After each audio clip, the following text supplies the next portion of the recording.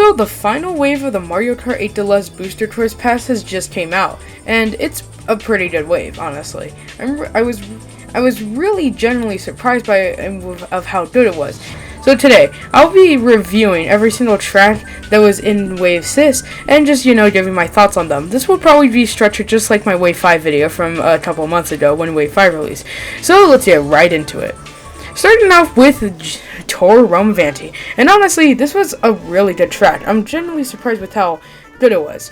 The graphics look pretty amazing in some spots, and I really like the nighttime aesthetic of it. It's really all nice. I have played the tour version before, but obviously this is a lot better. Plus, the layout is honestly really good. It may seem a little complicated from the minimap, but when you're actually racing through it, it feels really coherent and really flows together really nicely. So basically, it starts off in the Coliseum, then you just do Romavanti 1 and go through the streets in this little plaza area before coming back to Romavanti 2, where you turn around and then go through and then pass by some racers that are going in the same direction as you, and then do Romavanti 2 all the way through, and then when you come back, and if you're going pretty fast so far, you'll be able to meet up with the racers in last, which is honestly really cool. I really like this crossover feature they added. It's pretty neat. And then after Romavanti 2, you move on to Romavanti 3, which is a really neat ending to the track, especially the glider section at the end and going through the middle of the Coliseum with the chain chomps. So yeah, that's pretty good. Overall, I think this was a pretty amazing track, and the music was absolutely amazing. I really love this Tour City track. Honestly, why wasn't this in the Spiny Cup? Alright, moving on to GCN DK Mountain, which honestly, my thoughts on the track doesn't really match the expectations I had. I really like that the volcano looks really menacing as you're flying towards it. I really like that feature. It seems pretty cool. But then just going down the mountain, it just feels all kind of samey. You're just taking turn after turn after turn after turn, and then, oh look, we're at the end. It does feel a little boring and repetitive after a while. I know this is like a fan favorite track, but I kind of wish we got Down to Dono Jungle instead. And the music, it was just alright. Yeah, it was technically the best version of it, but it also wasn't really that interesting to begin with. Overall, I don't think I really like GCN DK Mountain. I mean, it's still an enjoyable track, but not as much as some of the other tracks in the wave. And a really big problem I had with the track was that it felt way too walled off for it being a mountaineering track. Like it felt like every single turn had a giant cliff nest to it, which was pretty weird for, again, a mountain track. I really wish it kind of just showed more of the jungle instead of just cliff. But yeah, that's pretty much my thoughts on GCN DK Mountain. Moving up to Wee Daisy Circuit, honestly, I didn't think this would be one of my favorites from the Booster Course Pass. I mean, it's still a welcome addition, but I don't really see me liking it as much. It's still a pretty good track. The going around the statues was pretty fun, and the tunnel section was actually surprisingly kind of challenging. I know it doesn't really seem that challenging, but me playing it for technically the first time other than in the tour version, and not playing the tour version in a while, really felt kind of challenging for me because I didn't know it was going to be this bendy. And then the boost panels around the lighthouse was pretty fun. I really liked that. I wouldn't be surprised if it's way slower than just taking the turn around the lighthouse really tight, but yeah, I really like this the boost panels they added. It really kind of speeds up the track and adds a little more variety to a track that doesn't have any gliders and sections and barely any spots to trick off of. But a problem I kind of had with the track was the music. I just thought it was okay. I mean, yeah, I guess there's like 50 million more instruments, but I think I do prefer the instruments they use in the original version and not the 8 Deluxe version. I mean, you can just take a little comparison right now.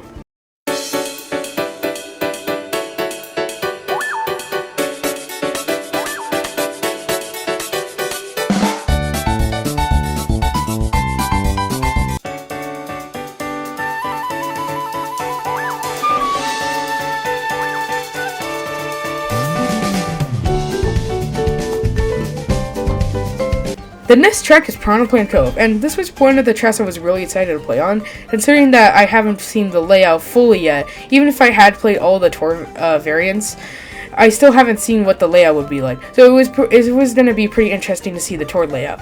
And in the end, yeah, it was alright.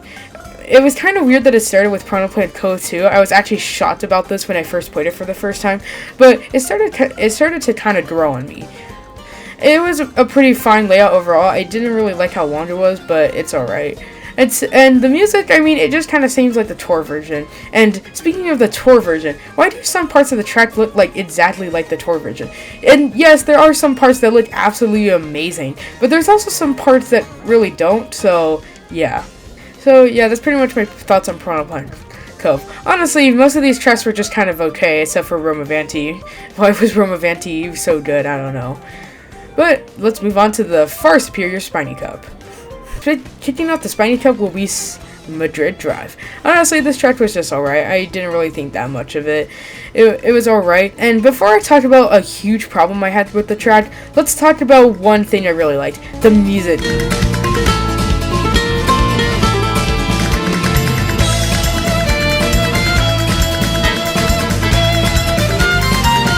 Oh man, the music was absolutely amazing.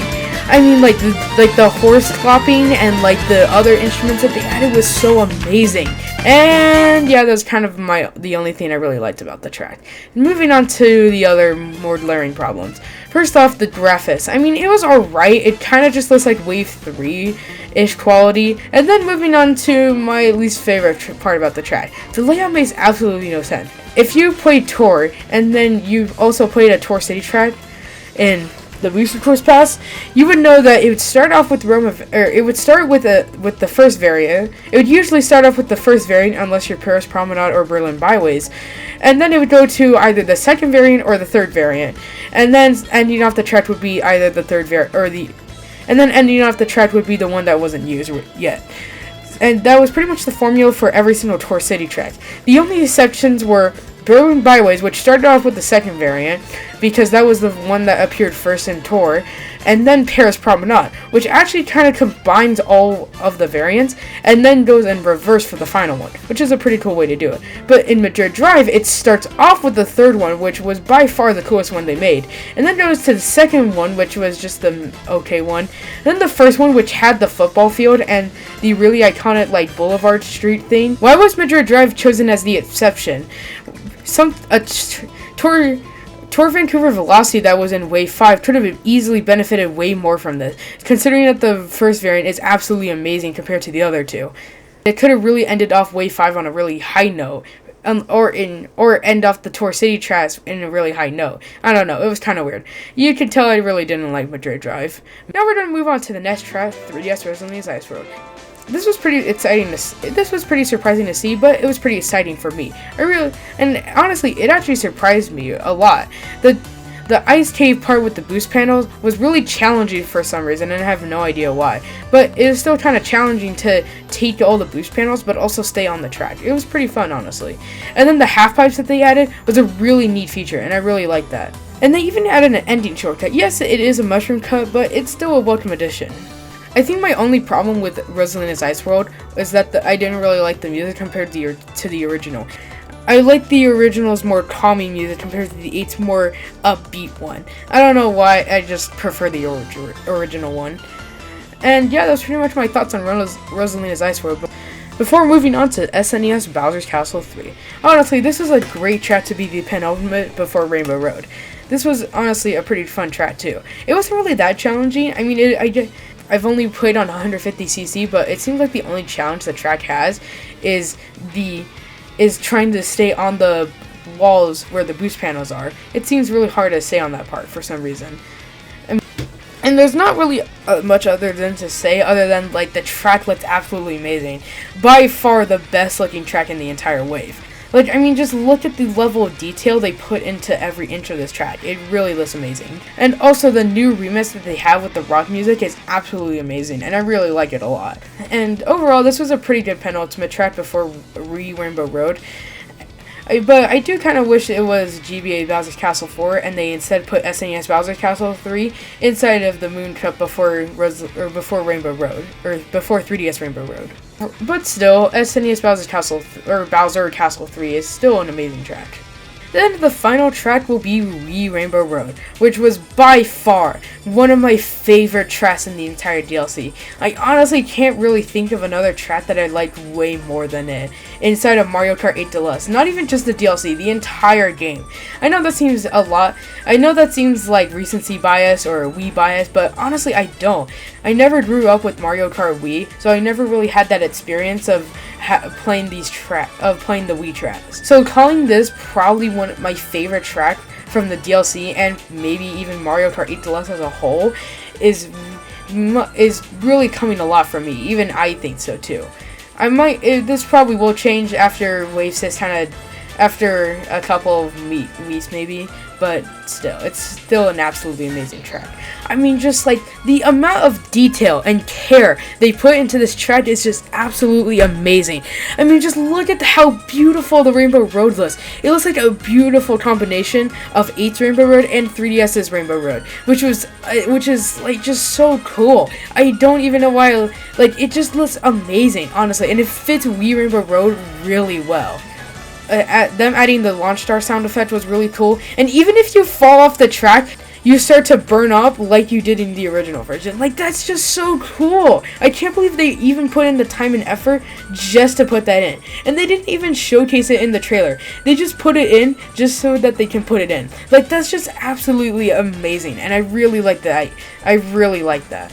And the music was just absolutely amazing. It doesn't feel empty at all. The instruments all perfectly line up together to create this beautiful combination of sounds in every single part of the song. It just sounds absolutely amazing, and I just can't even get enough of this track. I even personally think that the track feels a little long, but I still love it so much. It's just so fun to play. It's challenging, it's fun, the half pipes are like perfectly placed so that you would actually want to take them. And it's just so fun. Like, I actually just can't get enough of this track. In other news, they added a music player. I probably won't ever use it, but you know, it's still a pretty welcome feature. And they added 19 new Mii costumes, I think, so that's pretty cool. I don't really have any amiibos, so I can't get like the special amiibo exclusive ones, but you know, at least they added some normal ones too, so that's pretty cool. And I really like some of the normal ones, like this dolphin one I'm using right now. But yeah, alright, now it's time for the video where you'll probably click off because I said something you didn't like. It's time for the ranking! Yeah, woohoo! Okay, we're gonna do two separate rankings, one for gameplay and one for music. This might be a little hard, but I definitely know what number 8 is. It's gonna be Madrid Drive. As you can tell, I didn't really like Madrid Drive. It really didn't really do anything for me, honestly. Number 7, I'm going to give it to GCN DK Mountain. I mean, I know this is a fan favorite track, but I kind of prefer we got Dino Jungle instead or something. But, you know, this is just a fine worthy inclusion, but it's still a pretty fun track regardless. Number 6 is going to go to Wii Daisy Circuit. Again, this didn't really do anything for me, but it's still a pretty enjoyable track, and I'm glad I made it into the Booster Course Pass. Number 5 is going to go to Piranha Plant Cove. Yeah, this track was pretty cool, but there are some parts I didn't really like about it, and it felt kind of long too, which was not fun. Number 4 is going to go to 3S Rosalina's Ice World. Honestly, this track was a pleasant surprise, and I hope more people find this track a lot more enjoyable, because I really liked it a lot. Number 3 is going to go to SNES Bowser's Castle 3. This is Bowser Castle 3, I guess. But you know, this is still a pretty fun track, and it looks absolutely amazing for it being in the DLC. It's probably the best looking track in the DLC, and definitely rivals some of the base game stuff too. Number 2 is going to Rome of Anti. I really liked this tour track, surprisingly. It was pretty fun, and honestly, there's not really no reason other to hate it. There was not really any problems I had with the track, honestly. It was still a pretty fun, enjoyable track, and it had a really good layout too. I liked the crossover points a lot. That was pretty fun. But obviously, number 1 is going to Wii Rainbow Road. I don't even think I need to say why I love this track so much. This is probably one of my favorites from the DLC, and definitely a worthy ending to Mario Kart 8 Deluxe. Alright, time for the music ranking. Number 8, heading to GCN DK Mountain. Honestly, this track was just alright, both in terms of gameplay and music. I mean, it's still a fine song, but it's not as good as some of the other songs. Speaking of not as good as the other songs, number 7, going to Wii Daisy Circuit. As I said before, I do kind of prefer the original version. I mean, there are some parts I like about the new version, but not exactly compared to the original on Wii. but it's still a fine, enjoyable song. Number 6 is probably gonna head on over to Rosalina's Ice Road. I mean, the song was just alright, honestly. I did say I do prefer the 7 version with its more calming music, but you know, this one is still alright. Number 5 is going to Piranha Plant Cove. This was still a pretty enjoyable song, and it was really amazing, but it does sound a little bit too much like the tour version. I can't really pick apart anything that sounds different from the original compared to this one, but it's still a pretty good song anyway. Number 4 is going to Bowser's Castle 3. This was a pretty fine song, honestly, but not as good as the other 3 ones that are absolutely amazing in my opinion. Number 3 is going to head on over to Rome Avanti. At first I thought this song was just alright, but over time it's starting to grow on me a lot, and it's pretty fun too. It's a really amazing song, and I really like it a lot. But it's not as good as number 2, Madrid Drive. The song was just absolutely amazing. It was amazing in tour, but now it's just like 10 times better, so yeah, that's a worthy improvement. But obviously, again, number 1 is going to be Wee Rainbow Road. Like, I already told you how much I love the music from Wee Rainbow Road.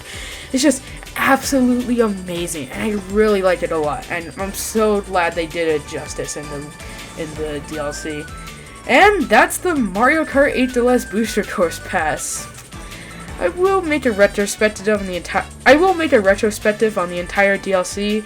But for now, I think this is a worthy DLC, and I really liked it a lot. I am gonna miss predicting stuff and, you know, watching videos about this, but it's still gonna be a really fun and enjoyable time until Mario Kart 9 comes out. And hopefully this DLC will hold us on until then. But for now, I'll see you in the next one. Leave a like if you enjoyed, and subscribe to the Netherite Blox Squad, and I'll see you in the next one. Goodbye.